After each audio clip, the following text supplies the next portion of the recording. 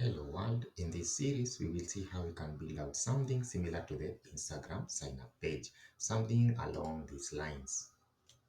So we will be moving from a blank HTML page, then we will add a bit of HTML structure for our content. After that we will style up things a bit to look like this. Then we will add user interaction with JavaScript so that we can have things like this. And then when the form is valid, we can be able to interact with it using JavaScript as well and sign up by submitting our form like that. You can find all the assets which will be used in the GitHub repository for this project. And without further ado, let's get started. So before we get started, if you don't have Visual Studio Code, please install it because we will be using Visual Studio Code as it has very beneficial advantages such as the extension for live reloading our server. Okay. And to install that extension, simply click on this setting icon and then click on extensions. After that, simply search in the extensions marketplace for live server. You should see this live server. The first option is the one that you should be installing. Simply install it and then you are ready to go. And the folder that you have created for learning this class, simply open it with Visual Studio Code and then you should be having something like this. The assets, as I mentioned, they are already available. So you can download them and copy them into that folder, okay? And then we can continue from there. Right click here and then simply create a new file and we call it index.html, all right?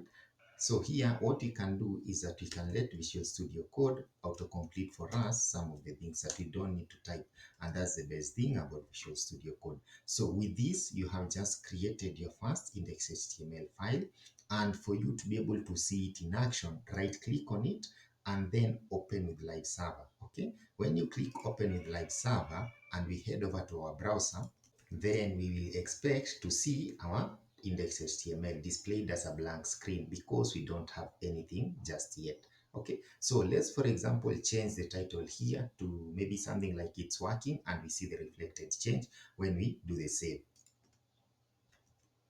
So here, if we change the document to it's working, and then we save it, it should automatically reload the change that we have made. And if we head back to our browser, we should be able to see that change right here in the title section. So that's just it.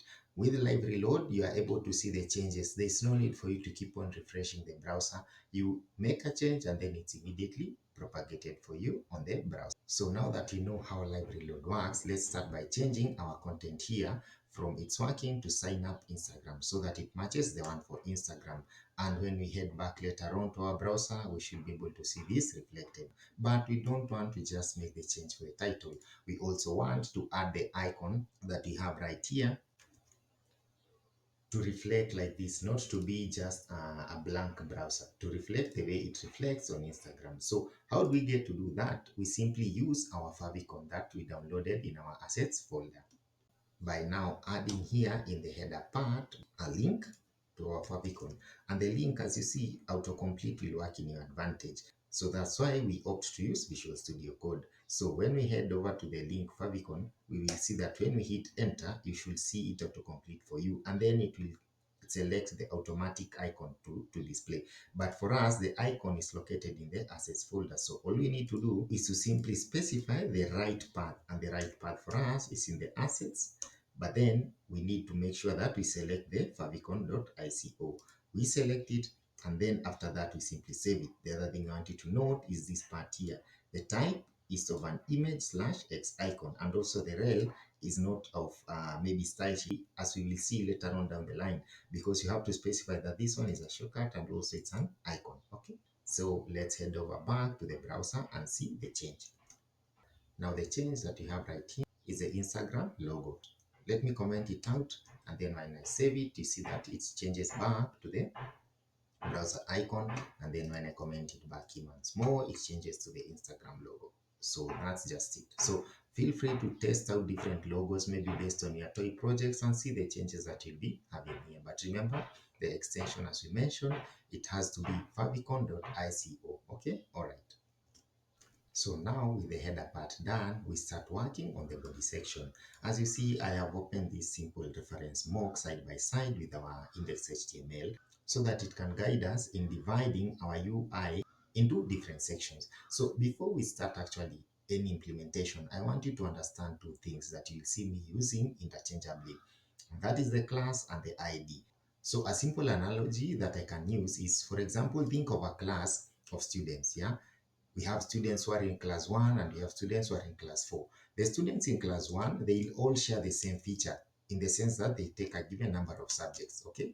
And the ones in class 4, they also take a given number of subjects. Now, all the students in class 1, they are going to be taking a given number of subjects on different topics.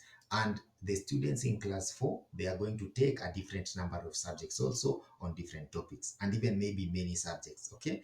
But when it also comes to each of these classes, each and every student in these classes, they can be identified by their unique registration number, okay? So that, for example, I want to call a specific student to the office. I'll address them not as a class, because if I address them as a class, they'll all come to the office.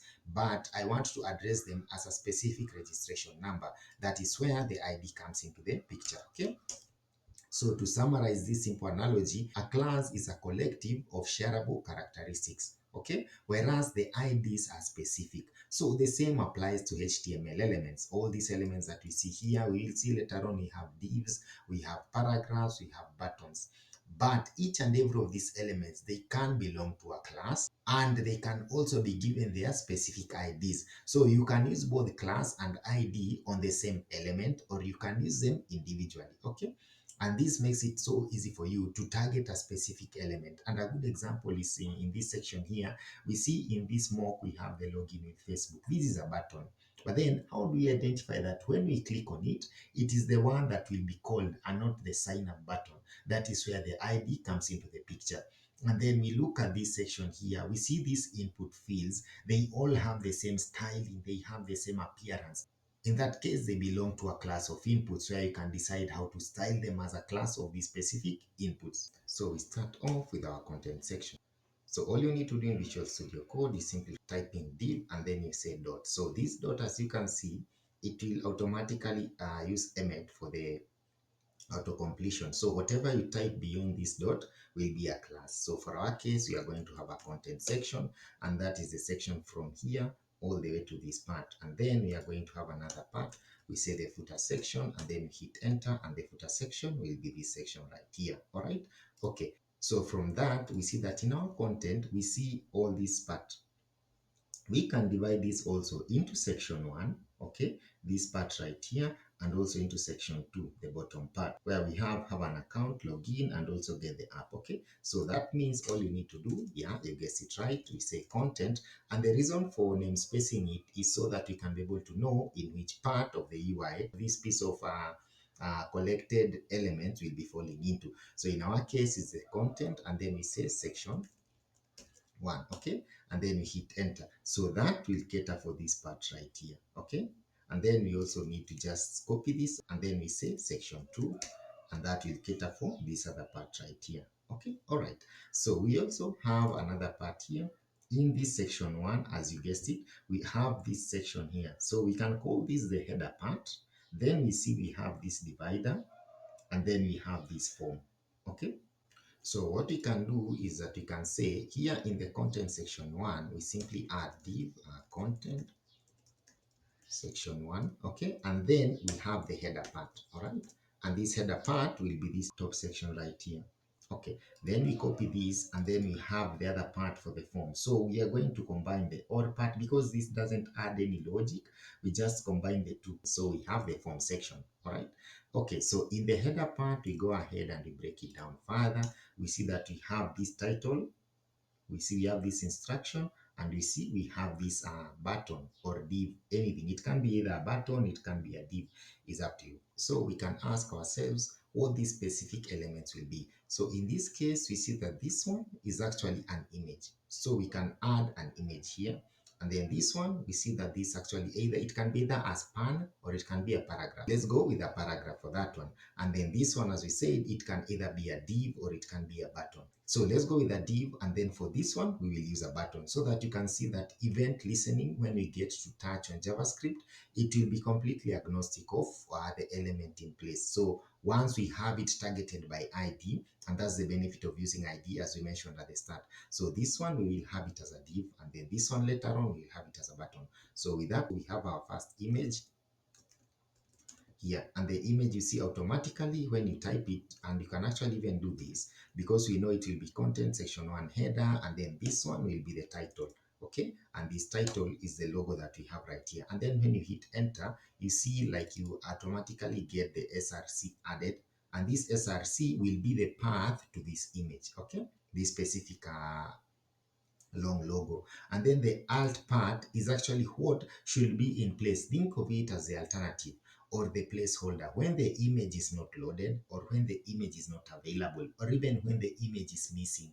The user should not just see a blank, they should see some text right there. So for our case, the path for the image, this long logo, will be the assets folder, and then we have our long logo, this one. Okay, and that's that for that part.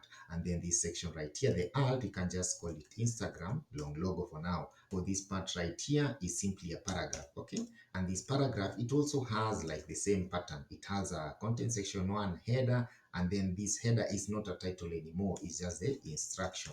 Okay, that the user will see and they'll understand like what Instagram is all about. And as we can see, the content that goes there is simply this content right here. Sign up to see photos and videos from your friends. Okay, and then lastly, we have now the login with Facebook button. So this one, as we said, we are going to have it as a div, and the reason we are having it as a div is because it has more than one content. It has a image right here. It also has a text, an instructional text. Okay, and so to add its class, we simply say div.content section 1 header, and then we call it action button. Okay, and then we hit enter.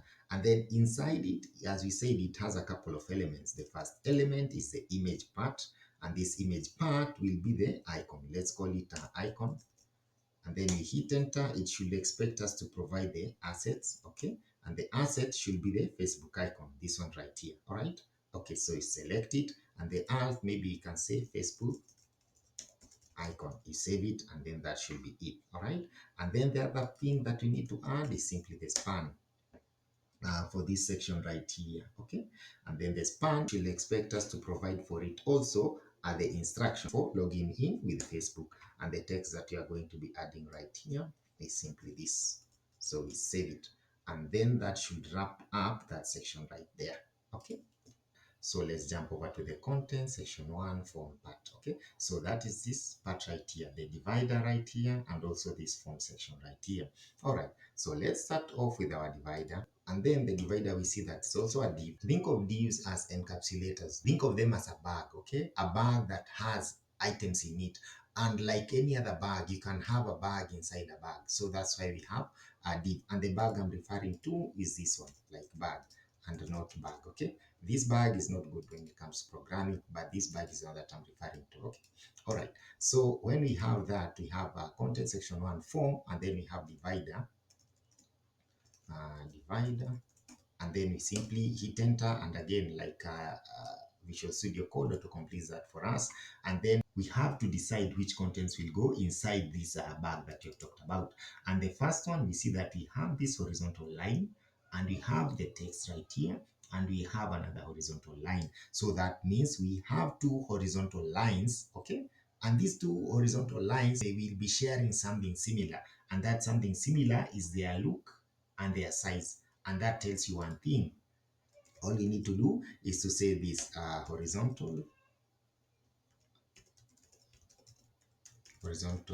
line like that. And because they are going to be two, the first one and the second one, we simply copy the first one and then we simply paste it. Okay, and then right here is the text where we are going to be having the or part. So this or part, let's just have it as a span, and then this span, it also has a class, and the class right here, you can say like it's just a simple text. You can call it text, you can call it instruction, it's up to you. Okay, hit enter, and then you just type in or. Okay, all right, And the reason we are typing it as small case, we will use CSS later on to transform it to uppercase. Okay, so now that part is done. Okay, now let's head over to this section right here. So let's understand how this part is. Okay, the first thing you see, we have this form that has the form fields. Then we have this instruction text. Then we have this button. So we see that inside this content section 1 form, we are going to be having a div, okay? And this div is what we'll be having our fields. So that means we can give it a class of fields, okay? So that is this part right here. And then we have this instructional part here, and then we have this sign up, okay? So let's just copy this. Let's put this as underscore instead of hyphen, and then this one right here, we are going to have it as instructions, okay? Instructions, and the button that we are going to have is for the sign up. So this button will be having a class of content section 1 form, and then we'll call it button, okay? And then this button, all it has is simply text for sign up. Sign up. All right, so that's just it for that part right there. But then we see that in this part right here, we have a couple of instructions. We have the first instruction, we have the second instruction. And now also in the input form fields, we have 4 fields right here. So let's start with the fields section right here. We add our fields. So how do you add fields? You begin by asking yourself, this field that you are going to be adding, how does it look? First of all, it has an input section, then it has this part for the image, yeah, the images that you're going to be displaying as we type. And then it also has the possibility of toggling. And you see these behaviors, they are different for the different fields that we have for our form. All right, so that means that for us to cater for things like those, and we will see why, it is ideal to wrap these fields, we wrap them inside a wrapper, okay? So that anything that we feel should go inside this specific field, because remember, the user will not know how you have structured things out. They'll just be interacting with the fields happily. But it's up to you as the engineer, as the developer, to actually decide how this content should play well with one another. So that means that in our case, let's start with this section right here for the email part. We are simply going to add, the first thing is the input, okay? And then we see that alongside the input, there is also the possibility of an image for a success or an error. You remember the error that we have right here? This one? That's the other possibility. So that means that we need to have an image. So we are going to add an image right here, okay? And the other thing that you are going to be adding, but that is going to be outside now, this fields wrapper, is a span to display the error for this specific field. So that means one thing, even if we have the fields wrapper, because we will have so many fields wrapper, we should actually be able to identify these specific inputs individually, okay? And that means that we should add an ID to this input field and also to this error field right here, because this error is the one that will be displayed right here at the bottom for the email. Okay, so let's start with the input part for the phone number or email. We see that the first thing we are given by default is a type. And what does this type mean? Type, think of type as a way of telling what this input field should accept. In this case, this is an email. And also you see like here in this case is a type of password and so forth and so forth. So there can be so many types, and to know these types that are available, you simply have them auto-suggested for you right here. So there are so many, and feel free to try them out and check them. For our case, we are just simply going to focus on the text one, okay? Then the other thing is the name. So this name is actually really important, mostly when you are working with forms, because it helps you identify the specific field name as per the specific form. And for our case, this should be mobile or email, all right? And then the other thing is a placeholder. So when the user is interacting with your application or this web page, they should see something they are familiar with in a text manner. In our case, we should simply have it as a mobile number or email, all right? So the other thing that we mentioned we'll be adding is the ID. So this one is really important, and we will see why later on. So we just give it a mobile or email as the ID. And you notice that the structure of ID is a bit different from that of the classes. So feel free to have your own structures. But ideally, like ID, we have, like for me, I normally have them as camel case. Okay. And then the classes, they are normally hyphenated. Okay. All right. or underscore dash, like in this case. But that's a topic for a different part. Like it's something called BEM pattern. So the hyphens and the underscores is a different discussion aside from this one. This one is just going to focus on CSS specifically. Okay, so we continue and we see that we have this image element right here. You remember we mentioned that we are going to be displaying some images. For example, in this case, we have a check and we may have an X icon in case the field errors out. So for that reason, we need a way to identify this image, okay? And for us to do that, we need to give it an ID.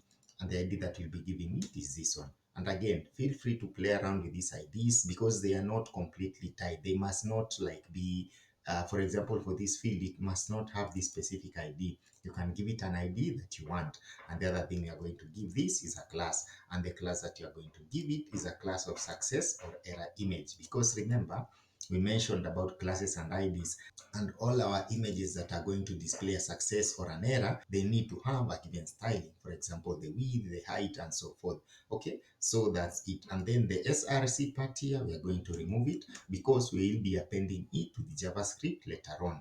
All right. Okay. So the other thing we need to take note of is this span right here. So what this span does is that it will be displaying the actual error. Okay, for example, if the email is already used, it will be displaying the actual error. So we will first of all give it a class of error because all errors will have the same appearance. Okay, and we will also give it an ID, and the ID will be for mobile or email error. And that is what's going to help us identify this specific error here as belonging to this input field wrapper. All right. Okay. So we are not going to give it a value here. We will leave it as it is because we'll be adding the values dynamically with JavaScript. All right. Okay. So let's continue and add the other fields for the password, for the full name, and also for the username. All right, so these are the other additional fields. I already had them prepared so that you don't need to type them out. So I'll just highlight them and we'll walk through them really quick. So the first one, as you can see here, is for the password. And the password, you notice that we are now giving it a type of password because we don't want it to be visible. But then we also have a way of having it visible by clicking show element right here. And this is simply this trigger, okay? All right, so we are going to have this password element as it is as a type password, but we can also toggle it so that it changes from type password to type text, and we'll be using JavaScript for that. The other thing that we have here is similar to what we had before, just an image and also another additional password error element. Okay, all right. The other element that we added is the input part for the full name, right? Okay, and it also has a success, whether like the full name is successful or not.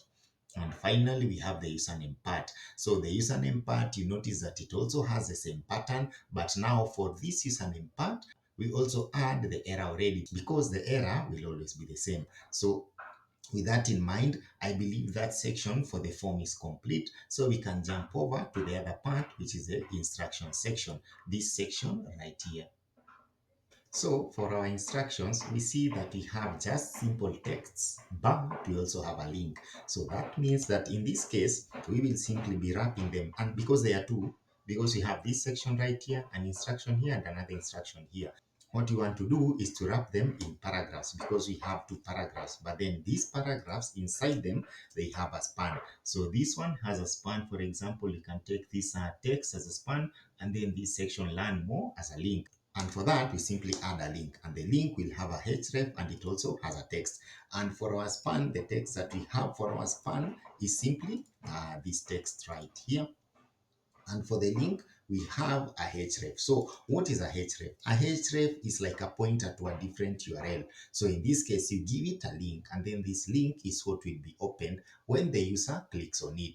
So that's why you see when you hover on links at the bottom left of the screen, you will be seeing something like a link, and that is where you will be redirected to. So this one will simply be learn more. For the second part here, we see that we have a span, we have a terms link, we have a privacy policy link, we have a span, and you have cookies policy. So that means we'll have 5 elements. The first one is a span, the second one is a link, and we just copy that link, and then the other one is a span.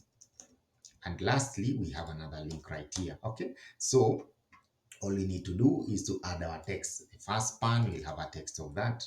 The link will have a text of terms. And then the link will have a href of this one. it will be navigating to the terms page. And then we have our privacy policy. The link will be this one, and the text will be privacy policy. And then we have our span for the and part. And the reason for dividing them like this is so that it's so easy for you to actually even style them out, as we will see later on. So this one, we have it like that. And then finally, we have our text. Okay, so this one we can save and it's okay now. So we have just finalized this part right here. So if we look at it once more, we see that the first part is a paragraph and the second part is also a paragraph. So this paragraph and this paragraph, and this paragraph, it has a span, and that span is the text that you see right here in gray. Okay, and then the link is in the blue color. The same for this part. Okay, so let's continue and implement this section right here. This sign up section, we see that it's already a div. But as we said, we'll be changing it from a div to a button by adding button here and a button at the end. Remember, whatever opens that element is what should be used to close it. Okay, so you can't have it like this. This will be an error. Okay, so we just have it like that. All right, so that was just a by the way. But then this button that we have right here, we need a way to identify it. Okay, and the way to identify it is to give it an ID. And the ID that you are going to give it is submit form button. Okay, but we need to make it also disabled by default. So when it's disabled by default, that means the user cannot just submit an empty form or a form which has errors. Okay, so that's why we need to give it a disabled property. So there are different properties that you can attach to your elements, and the one that you are going to be taking a look at in this specific part is a disabled property. All right, so let's head over to the section 2 part. Okay, now for the section 2 part, we see that we have these two sections. The first part is the action part, where the user can click on the login link and they can go to the login page. And the other part is this section right here for directing the users to the respective stores. So we simply have to create two wrappers. The first wrapper, as we remember, we just copy this and then we just say div dot it will be content section 2, but then this section 2 is for the action part. Okay, then we copy this, and then this section right here, it should go to our stores. All right, okay, but we see that this section right here, it needs to have content inside it. So the first content, we can call it a leading text or an instruction. So we can just say this one, it can simply be a span. Okay, and this span in our case, we'll give it a, let's give it instructions. Okay, and then we hit enter, and what we'll have inside here is simply this: have an account, and then we have another element, and the element that we have here now is a link to log into Instagram, and it will have the text of login. But you also need to add a class to it. Why? So that we can be able to style it. You see, like it has a different color from its instruction. So we simply give it a class, and then this class, it will be for the like that and then like that, but it will not be instructions. It will be content section 2 action link. All right, okay, then we can just save that. And then the other part is for the stores. So for the stores, we see that we have this section like get the app, and we also have another section where we have these two links. So that means we can split it into two sections. The first part, which is a let's actually make use of autocomplete. The first part, which is the instruction section,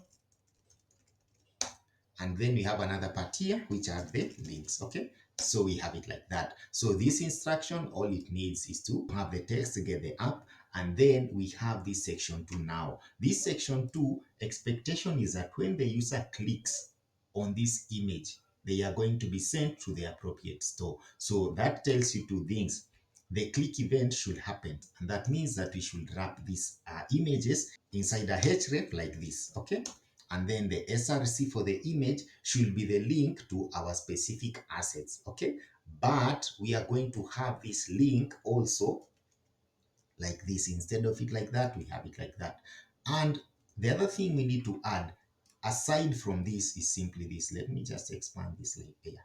So we have this. Okay, so this is something that you have not covered before. So we have target. So what target will do, you can give it blank, parent, self, or top. So we'll give it a blank so that when the user clicks on a specific store, it will be opened in a new tab. Okay, all right.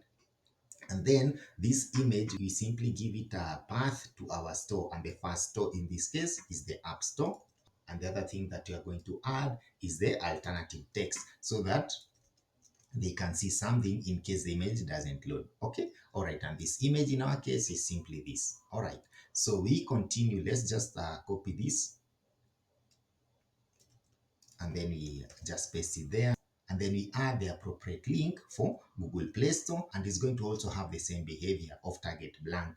And then the other thing we just need to change right here is the SRC as well as the alternative text. Okay, and like that. So that's just it. So let's see what this does. The first thing is that we will have our App Store. This part is for the App Store link, and the second part is for the Play Store link. Okay, so a user clicks on either of these links, the browser will be opened in a new tab. Okay, all right, so let's continue over to the footer part. Okay, so our footer section, we see that we have so many links right here. Then we have this drop down select for picking the language, and also we have this copyright text right here. So how do we break this section? The first thing that we are going to do is to start off by declaring the sections. We see that we have two major sections. The first section is for the footer links, and the other section is for the language picker and also the copyright. So all you need to do is to simply say footer, and then we say this will be the link section, and then we just copy this and then we paste it back. We just change this section right here, language and copy. Okay, then in the footer links, all we need to do is to simply add all these links right here that we have. And as we have talked about links already, I'll simply copy what we already have prepared and then just paste it here, because at the end of the day it's the same, like we have talked about links. So all the links that we have are these ones. We have the meta, about, all those links up to the verified one. So the first one you can see is the meta link, which is this one, and the last one is the meta verified, which is this one. So let's continue and we see how to break this section right here for the footer, language and copy. And for the first time we will talk about select. So what select does is that it gives you the ability to pick from a list of items. So that means we need to provide that list of items. And before we begin, we just need to wrap it up like this. So we say div and then footer language selector, because it's a language selector part of the footer. Okay, and then we hit enter. But now inside here, just type select, and then you see you are given options. Okay, so just hit enter, and then you can give this selector name, but you don't need a name for it. But what we need is the ID. Okay, all right, so we give it an ID of footer select, and then inside it now, as we have mentioned, you can pick from a list of available options. So the first option is, let's say for example, the first language will be English. Then we just simply add English here. So let me explain this one really quick. So what option has is that it has a value. This value, when you click an option from the select drop down, this value of en is what will be displayed, or is what will be treated as the value of that select. However, this part is a label, what will be displayed on the UI. Okay, so just think of it this way: the value and the label, in other words. Okay, all right, so we can just duplicate this because I already have them prepared. Once again, we can just paste them right there, and we see now we have Swahili, Arabic, Spanish. You can have as many as you want right here. Okay, all right, so that part for the select is done, and the other part now is for the copy. So we have to simply add div, and then we say footer, footer copy, and then we simply add what we need to display right there. And what you need to display right there will be a span, but then this span, it will have something. You see this copyright icon right here. So to be able to display it, you just type ampersand, and then you type copy, and then you close it with a semicolon. So this will be translated by HTML into this icon. Okay, all right, and then you add your additional text. So in this case it's 2024 Instagram from Meta. Okay, all right, and then we save it. So that's just it. We have successfully covered each and every section. Now time to look at this in our browser. So what should we expect? Let's see. All right, so I have put them side by side. So this is our browser and this is our code. Okay, so let's go from the top. So we see that we had a title right here. This title is this section right here. And again, don't mind the styling. I know it looks very weird from what you are covering, but we'll get to that when we get to styling. And then the other thing is the favicon part. You remember this favicon part? Is this section right here. Okay, all right, And then the other content section now starts right here. This is the body section, and then we have our content. So in our content, we see this is the Instagram long logo, which is this one right here. And for example, as we mentioned, if the image is not there, let's say we change this, you see like it will appear as the alternative text that we gave it, which will be Instagram long logo. But let's change this back to an appropriate image. Then the other thing I want you to note is the section right here. As we went on, we continued splitting the section into different bits, different bits, different bits. So what I want us to touch on maybe is the input fields. You see, this is a text, and then this is a person. This is a text, this is a text, okay? All right. And then the other things such as the image for the error part, they'll come later on when we get to add interactivity with JavaScript, okay? Now for the links part. So if I click on this, you see like we are taken to the learn more page for Instagram. But if we go back to our local host and then we click on one, for example, this one that we said will be opened in a new tab. Okay, so that's how the links actually get to work. All right, the other thing I want you to note is the button right here. For example, this sign up button is disabled. And as you can see, the styling doesn't look that appealing, but we will get to that. Don't worry about it. So the other part is this section right here. As you see, it's an element. As we said, English is just a label, but the actual value is the EN. Swahili is the same case. It's just a label, but the value is SW, okay, and so forth. So you can add as many languages as you want right here, and they'll be displayed for you, okay? Then these are just the other links that we have, and now I want you to know this copy. Okay, you remember where we just said like a copy, you just have ampersand, copy, and then the semicolon. You see, we didn't type this image, but we typed this code, and the code was translated into this, let's call it an image or a text, yeah? It was automatically translated for us. So I believe that wraps it up for this section. So the next challenge is to transform this into this. Okay, all right. So I believe that's it, and I hope you learned something new. If you have learned something new, make sure that you go and teach others that you may grow together. And remember, you stop growing when you stop learning. And with that, until the next one.